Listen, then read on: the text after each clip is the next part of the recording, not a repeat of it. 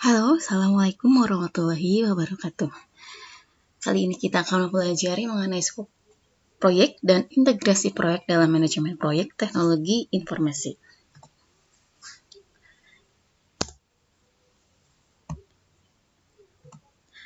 Mengenai manajemen skop atau ruang lingkup ya. Nah, jadi ruang lingkup itu apa? Yaitu proses untuk memecahkan titik masalah utama secara total dari sebuah proyek menjadi lebih kecil dan lebih mendekati tujuan dari sebuah proyek. Nah, tujuan tersebut pada suatu tingkatan diselesaikan menjadi tujuan yang berikutnya. Dan itu berulang seterusnya, seperti itu. Lingkup mengacu pada sebuah pekerjaan yang terlibat dalam menciptakan produk dari proyek dan proses yang digunakan untuk menciptakan. Nah, jadi manajemen skop itu apa? Yaitu proses untuk mendefinisikan dan mengendalikan pekerjaan-pekerjaan apa saja yang termasuk ke dalam proyek. Jadi kalau misalkan pekerjaan di luar proyek itu tidak termasuk lingkupnya ya. Dan ini adalah latihan soal. Jadi ke depan ada beberapa latihan soal. Ini yang pertama, proses untuk memecahkan poin masalah utama secara total dari sebuah proyek menjadi lebih kecil dan mendekati tujuan proyek merupakan definisi dari A. Manajemen kualitas proyek, B. Manajemen integrasi proyek, C. Manajemen waktu proyek, D. Manajemen skop proyek, E. Manajemen komunikasi proyek.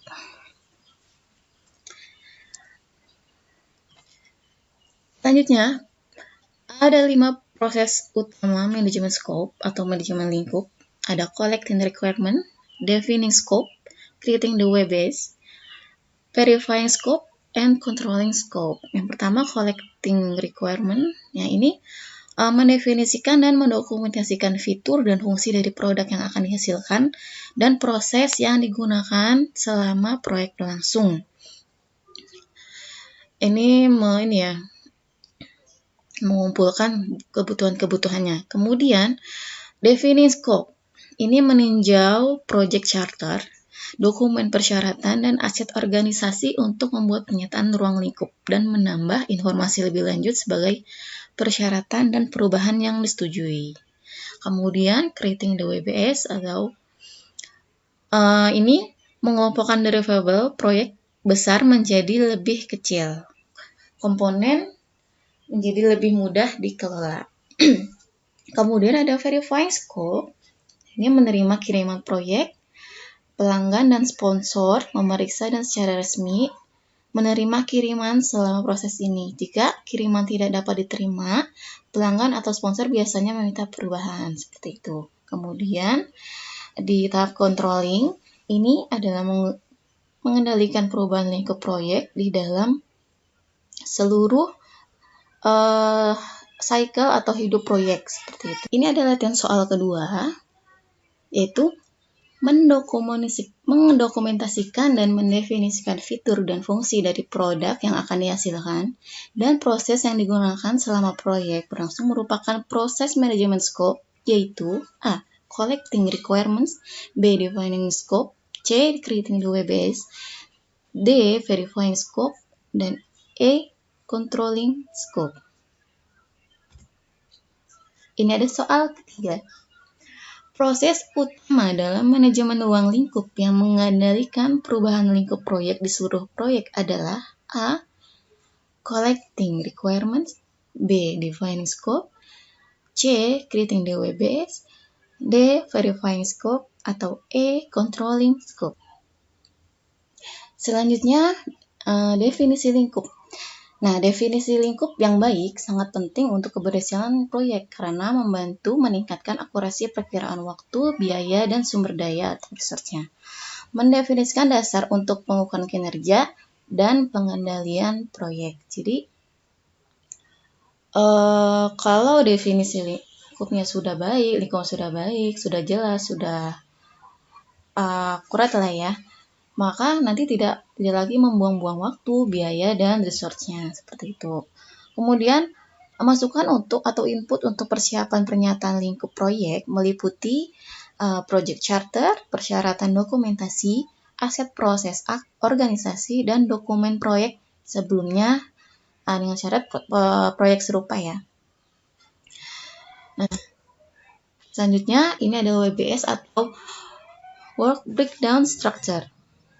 Nah, ini WBS adalah daftar pekerjaan atau tugas-tugas yang akan dikerjakan dalam sebuah proyek. Ini jadi pekerjaan apa yang akan dikerjakan nih oleh sebuah proyek.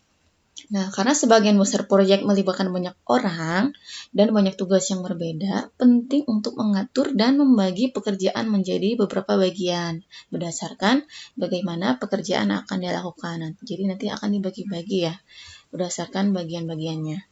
Nah, WBS menyediakan dasar untuk perencanaan dan pengelolaan jadwal proyek, biaya, sumber daya, dan perubahan.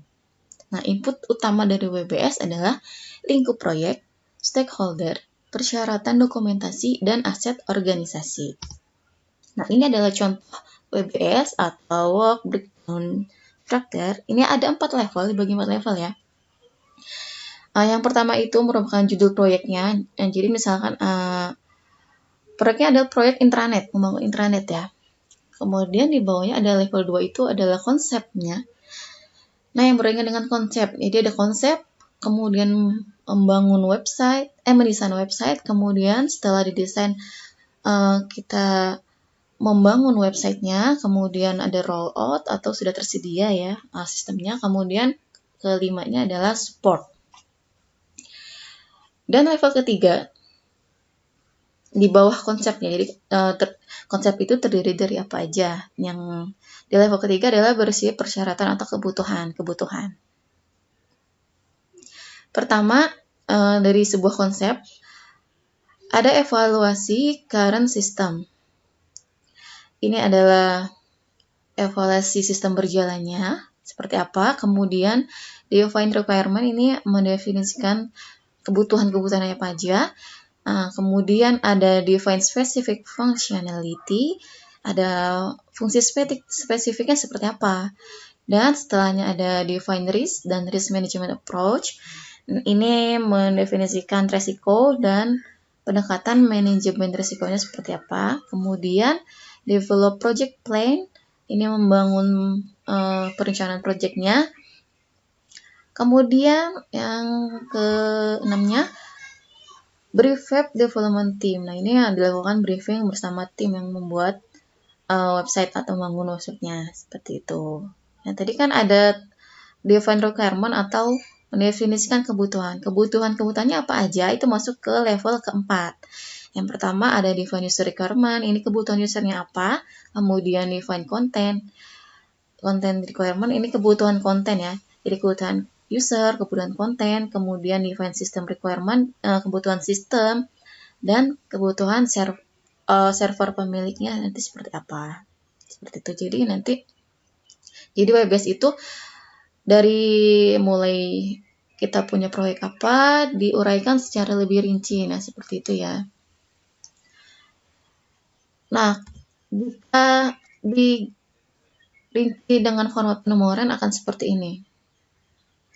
Yang pertama ada 1.0 sampai 5.0, ini berada di level 2 ya, setelah judul dari konsep, website design, website development, rollout, dan support. Kemudian ini dari 1.1 sampai 1.6, ini adalah level ketiga yang merupakan rincian dari sebuah konsepnya. Dan yang level keempat adalah 1.21 sampai 1.2.4, itu adalah level keempat, yaitu kebutuhan apa aja yang dibutuhkan, seperti itu ya. Nah, selanjutnya ada manajemen integrasi proyek. Integrasi itu kan saling keterkaitan ya. Nah, jadi manajemen integrasi proyek melibatkan koordinasi semua bidang pengetahuan manajemen proyek lainnya di seluruh siklus hidup proyek. Nah, kan banyak bidangnya ya dalam sebuah proyek yang ada 9 area. Nah, itu saling koordinasi atau saling komunikasi ya. Kemudian integrasi memastikan bahwa semua elemen dari proyek secara bersama-sama pada saat yang tepat untuk menyelesaikan proyek dengan sukses. Jadi, kalau tanpa integrasi, maka akan sulit untuk mencapai proyek yang sukses. Karena gimana? Misalkan si A ada perubahan apa, si B nggak tahu, maka nanti proyeknya akan gagal, akan berantakan seperti itu. Maka diperlukanlah manajemen integrasi proyek. Itu. Nah, ini ada latihan soal keempat. Proyek yang melibatkan koordinasi semua bidang pengetahuan manajemen proyek lainnya di seluruh siklus hidup proyek adalah pengertian dari A. Manajemen lingkup proyek, B. Manajemen integrasi proyek, C. Manajemen waktu proyek, D. Manajemen kualitas proyek, E. Manajemen komunikasi proyek. Ini adalah tahapan atau proses utama dari manajemen integrasi proyek. Pertama ada develop project charter atau membangun sebuah project charter. Kedua, develop project management plan atau membangun project management plan. Kemudian ada direct and manage project work. Ini mengarahkan dan mengelola projectnya. Kemudian monitor and controlling project. Dan kelima, perform integrated change control. Dan terakhir, close project or phase. Nah, ini rinciannya seperti apa? Ini. Yang pertama tadi ya. Yang develop project charter ini membangun project charter yang melibatkan stakeholder atau pihak-pihak yang berkepentingan ya. Yang kedua, develop project plan ini mengembangkan rencana project yang melibatkan koordinasi dari semua tim proyek. Yang ketiga, mengarahkan dan mengelola proyek pada waktu eksekusi. Nah, output dari proses ini adalah berupa informasi kerja, perubahan terhadap permintaan, pembaruan rencana proyek, dan update dokumen proyek. Nah, tahap keempat adalah pemantauan dan pengendalian proyek. Selanjutnya, yang kelima, mengontrol perubahan terintegrasi dengan melakukan identifikasi, evaluasi, dan mengelola perubahan di seluruh siklus hidup proyek. Ini ya, sebelum dilakukan penutupan, harus adanya identifikasi, evaluasi, dan pengelolaan perubahan. Dan jika itu selesai, maka tahap terakhir adalah close project, yaitu menutup proyek. Output dari proses ini meliputi produk akhir, layanan atau hasil transisi, dan update terhadap organisasi. Nah, ini jika digambarkan ya, dari awal proyek sampai dengan finish atau akhirnya, mulai dari inisiasi, planning, executing, monitoring, and controlling, sampai dengan closing. Di sini disebutkan proses beserta outputnya dari setiap proses atau tahap ya. Yang pertama dari inisiasi atau developer charter, outputnya berupa project charter, kemudian tahap perencanaan, atau yang tadi develop project management plan, outputnya berupa project management plan. Kemudian tadi pada proses direct and management project execution, outputnya berupa deliverables, work performance information, change request, ada project management plan update yang sudah diupdate ya, atau project document update. Nah, untuk tahap monitoring and control project, outputnya berupa change request atau perubahan permintaan ya. Kemudian project management plan update atau perencanaan project yang sudah diupdate. Kemudian project document update. Karena perencanaan manajemennya update, maka project dokumennya juga update seperti itu ya. Kemudian ada perform integrate change control, tadi yang tahap kelima. Outputnya seperti apa? Ini ada change request status update. Kemudian project management plan-nya juga update dan project dokumennya juga update. Dan tahap terakhir yang tahap closing, outputnya adalah tadi ya sudah disebutkan final product akhir, ada service atau layanan, kemudian result transition, dan organizational process asset update atau aset organisasi yang sudah diupdate seperti itu ya. Nah, ini adalah latihan soal kelima. Dalam mengembangkan project charter, biasanya melibatkan A. Manajemen proyek, B. Tim proyek, C. Stakeholder, D. Pelanggan, atau E. Konsultan. Hal keenam, proses manajemen integrasi proyek yang pertama adalah tadi ya, udah saya 3 kali sebutkan tadi. A. Develop project charter, B. Develop project management plan, D. Direct and manage project work, D. Monitor and control project work, atau E. Perform integrate change control.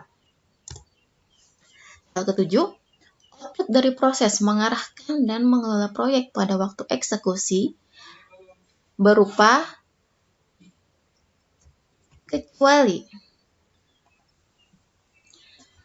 Latihan soal ketujuh, output dari proses mengarahkan dan mengelola proyek pada waktu eksekusi berupa kecuali A. Informasi kinerja, B. Perubahan terhadap permintaan, C. Pembaruan rencana proyek, D. Update dokumen proyek, E. Produk akhir.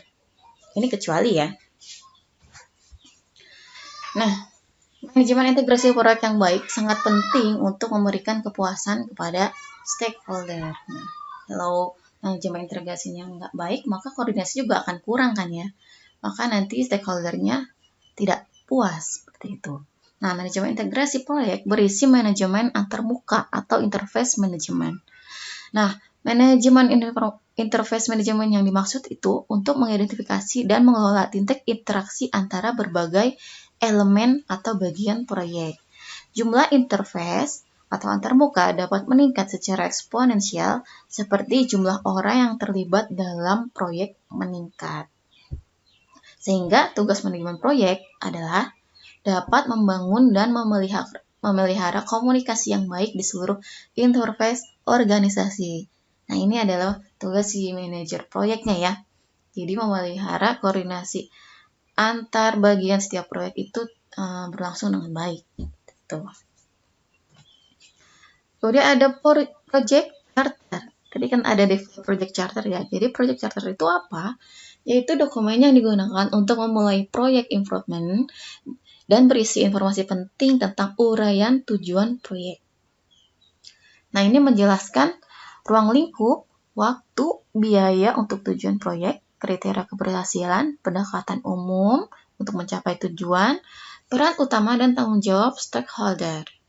Nah, berikut adalah hal atau faktor yang dapat membantu mengembangkan project charter.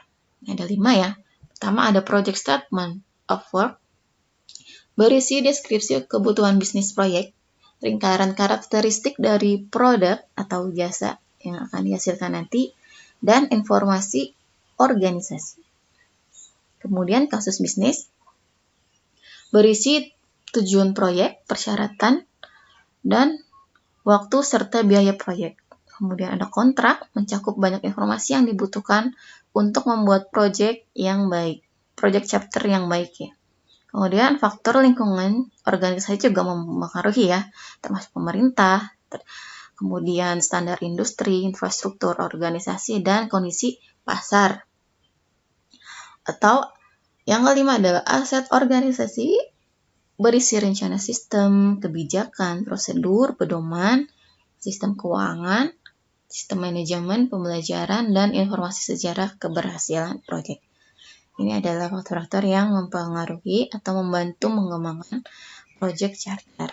Nah, project charter itu memuat informasi seperti berikut. Ada apa aja nih dalam project charter? Yang pertama ada judul proyeknya apa, kemudian tanggal persetujuannya, kapan, dan selanjutnya nama manajer proyeknya siapa, beserta informasi kontaknya ya. Jadi cuma bukan nama, tapi ada kayak email, nomor telepon. Kemudian jadwal proyek dicantumkan termasuk tanggal awal sampai dengan akhir yang direncanakan atau milestone. Atau sebutnya timeline seperti itu ya. Kemudian ada ringkasan anggaran proyek. Nah, ini tentu perlu ya. Proyek dianggarkan sebesar berapa itu harus dicantumkan di dalam project charter. Kemudian, deskripsi singkat tujuan proyek, termasuk kebutuhan bisnis atau pembenaran lain untuk otorisasi proyek. Nah, tujuannya disebutin. Ini proyek ini akan kemana, seperti itu ya. Kemudian, kriteria keberhasilan proyek, termasuk persyaratan persetujuan proyek dan yang menandatangani proyek. Nah, kriteria keberhasilan seperti apa? Nanti dicantumkan juga. Kemudian, ada ringkasan pengelolaan proyek, penjelasan kebutuhan dan harapan stakeholder, asumsi penting dan kendala. Selanjutnya ada matriks peran dan tanggung jawab. Ada bagian tanda tangan untuk stakeholder dan bagian komentar. Itu adalah informasi yang harus terdapat pada project charter. Nah, contohnya seperti apa? Nah, ini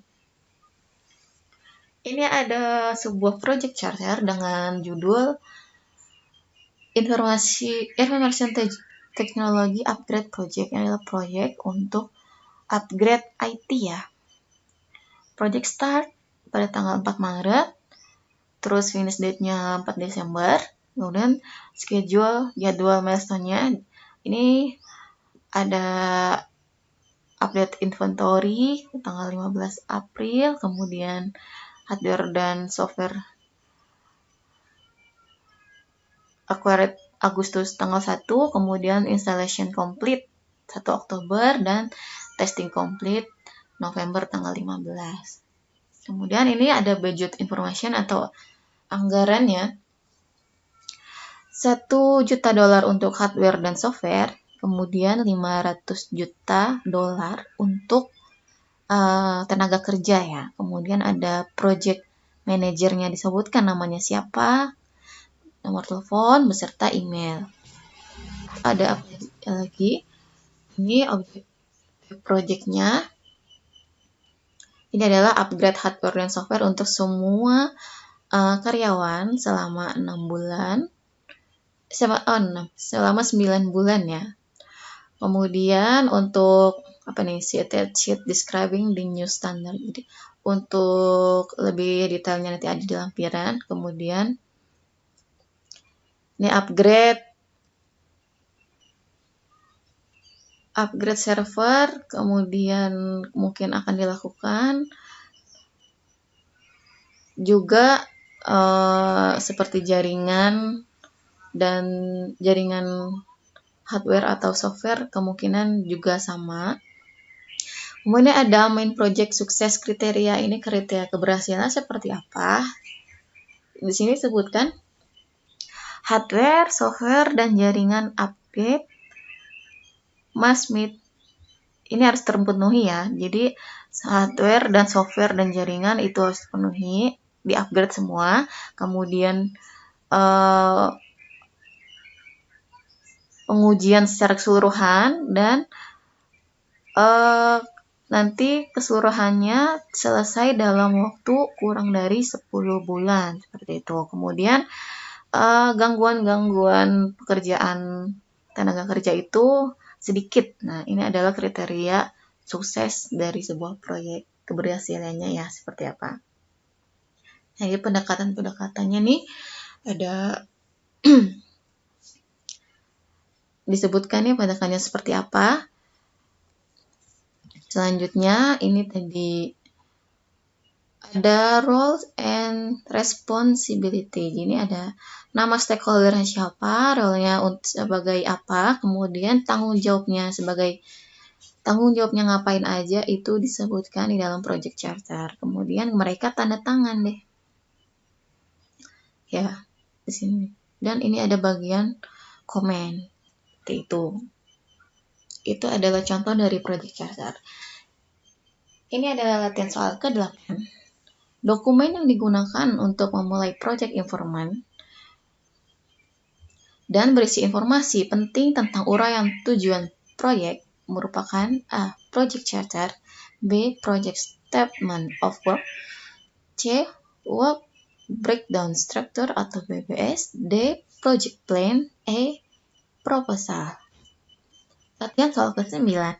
Informasi yang tidak terdapat dalam Project Charter adalah A. Judul proyek, B. Jadwal proyek, C. Nama-nama tim proyek. D. Kriteria keberhasilan proyek. E. Matriks peran dan tanggung jawab.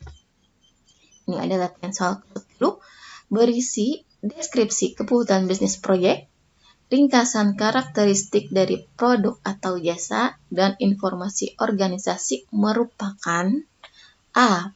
Project Statement of Work. A. Business Case. C. Kontrak. D. Enterprise Environmental Factor. E. Organizational Process Asset.